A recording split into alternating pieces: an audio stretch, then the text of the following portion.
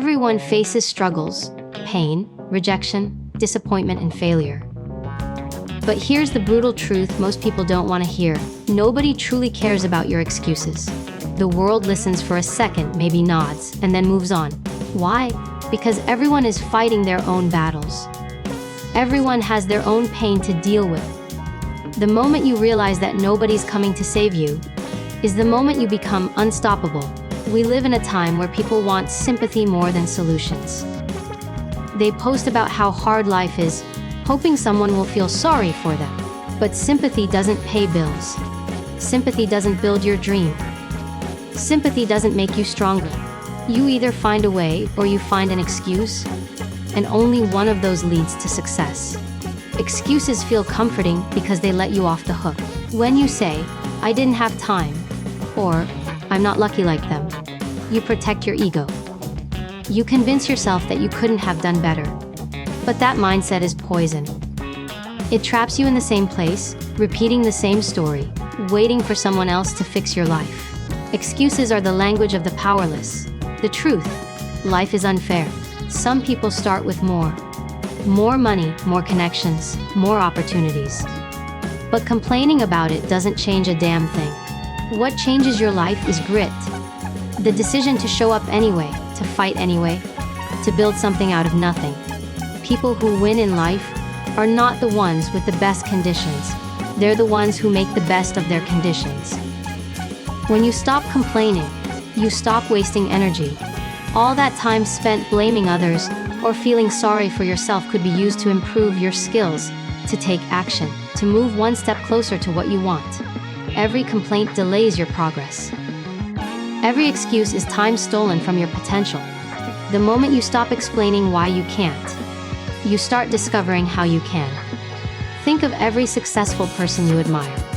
Behind every success story is a storm of pain, rejection, and doubt that nobody saw. They didn't get there by complaining about how hard it was. They got there by grinding when no one was watching. They used their pain as fuel, not as a reason to quit. That's the mindset that separates the average from the exceptional. When you finally accept that no one's coming to save you, something inside you changes. You stop waiting for help. You stop expecting fairness. You start owning your story. You realize that it's you against you. Your laziness, your fears, your comfort zone. And the only way to win that battle is through relentless effort and personal responsibility. So stop telling the world what's holding you back. Everyone has a story, everyone has pain. What matters is what you do with yours. Turn your excuses into energy. Turn your frustration into focus. The day you take full responsibility for your life, without blaming anyone, without complaining, is the day you take your first real step toward greatness. Motivation is a beautiful feeling. That spark you get after watching a powerful video, hearing an inspiring speech, or imagining your dream life. But feelings fade. Motivation comes and goes like the weather. Some mornings you wake up ready to conquer the world, and others you can barely get out of bed. That's normal. The problem is when you depend on motivation to take action. Because the truth is, if you only work when you feel inspired, you'll never reach greatness.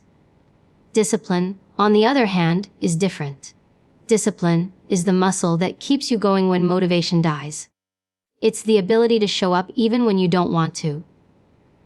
It's waking up early, putting in the work, sticking to the plan, not because you feel like it, but because you said you would. Discipline doesn't care about your emotions. It follows your commitment. Most people quit not because they're weak, but because they expected to feel motivated all the time. They think high achievers are driven by endless passion. But the truth is, the best performers often don't feel like doing the work either. They just do it anyway. They understand that consistency matters more than mood. They don't chase motivation, they build discipline. Think of it like this: motivation is a spark, discipline is the fire that keeps burning. You can't rely on sparks alone to survive. You need to feed the fire every day. With effort, repetition, and consistency. That's how habits are formed. That's how you turn effort into instinct. When discipline becomes part of who you are, you no longer need to force yourself. it becomes automatic. The gym example says it all. Everyone's motivated in January. New goals, new energy, new drive. But by February, the excitement fades. The disciplined people, they're still there. They don't rely on hype, they rely on habit. They've trained their mind to follow through, no matter how they feel. That's the difference between temporary effort and lifelong transformation. Discipline also gives you freedom. It sounds backward, but it's true. When you're disciplined, you control your time, your energy, and your future. You don't wait for a perfect moment. You create the moment by taking consistent action. The undisciplined person lives at the mercy of emotions, tired, lazy, distracted. The disciplined person owns their life. There will be days when you don't feel like grinding. When your mind tells you to rest, to skip, to quit. That's the critical moment. The battle between your old self and your future self. If you can push through that moment once, you build strength. Push through it 100 times, and you build character. That's how winners are made, in the quiet, unglamorous repetition of doing what needs to be done. So remember, this motivation starts the journey, but discipline finishes it. Anyone can start strong, few can stay consistent. The people who achieve greatness aren't the ones who always feel good. They're the ones who act good, even when they feel bad. Discipline is doing what you said you would do, long after the feeling that made you say it has left you. That's where real power lives. In today's world, everyone wants to be seen. People post every little effort online, chasing validation instead of mastery. But true success doesn't grow in the spotlight. It grows in the shadows.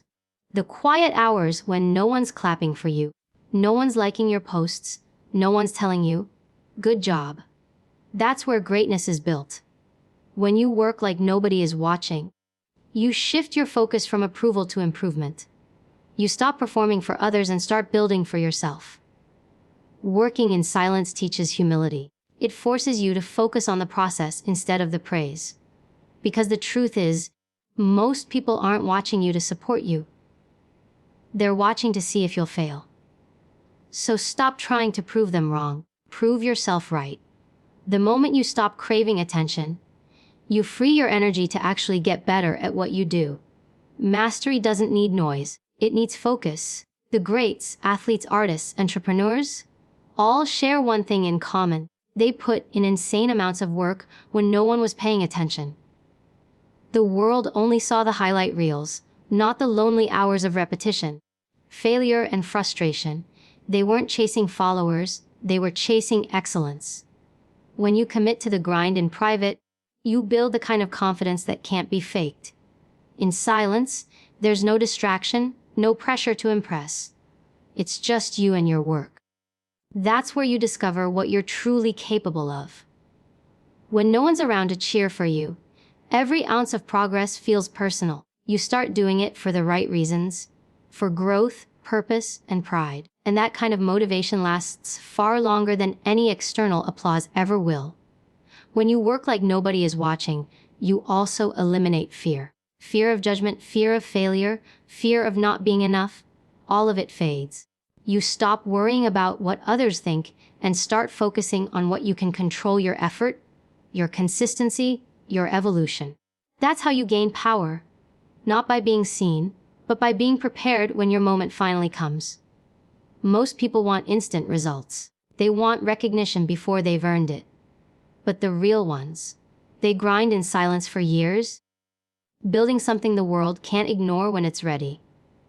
When the spotlight finally hits them, they're unshakable. Because they didn't build for fame, they built for greatness.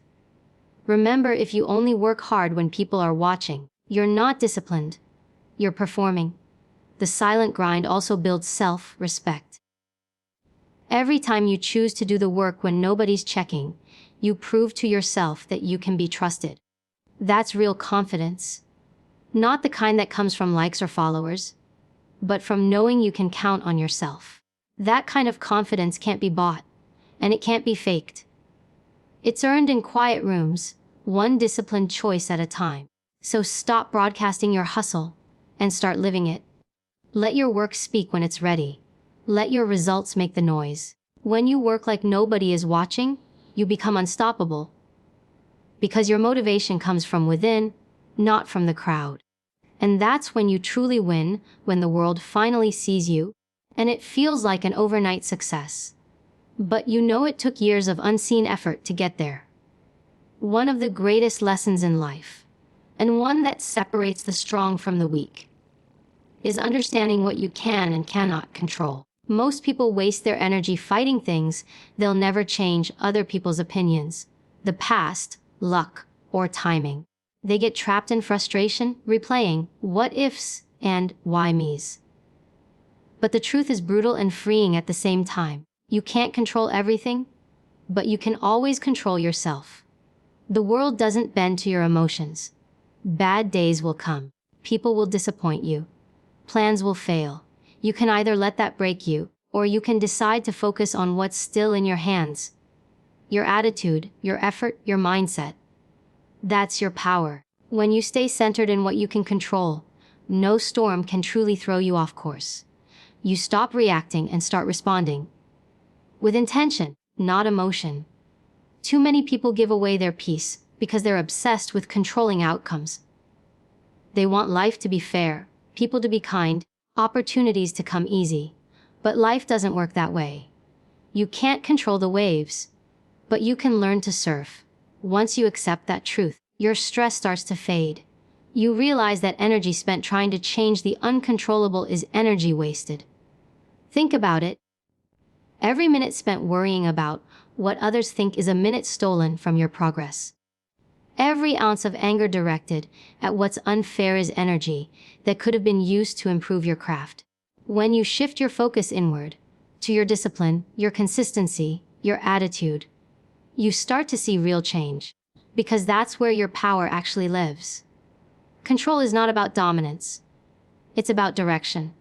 You may not control every event, but you control how you respond to every event. The strongest people are not those who never fall apart. They're the ones who know how to rebuild themselves every time they do. They feel pain, they acknowledge it, and then they move forward anyway. That's emotional control. That's strength. When you stop trying to control everything, you gain clarity. You start to see what really matters and what doesn't. You stop chasing every distraction and start mastering your response. This is where calm replaces chaos. You learn to detach from noise, to stay focused on your mission, no matter what's happening around you. And that composure, that calm in the storm, becomes your advantage. It's not about pretending everything's fine. It's about refusing to give your power to what isn't. You may not control what happens to you, but you control whether it defines you or develops you. You can turn every setback into a lesson, every rejection into redirection, every hardship into strength. The difference is not in what happens, but in how you handle it. So, when life gets messy, breathe, zoom out. Ask yourself, what's in my control right now? Then do that with full force. Forget the rest. Because once you master this mindset, you become unstoppable. Chaos loses its grip. People's opinions stop mattering. You start moving through life with purpose, peace, and power. No longer reacting to the world, but leading yourself through it.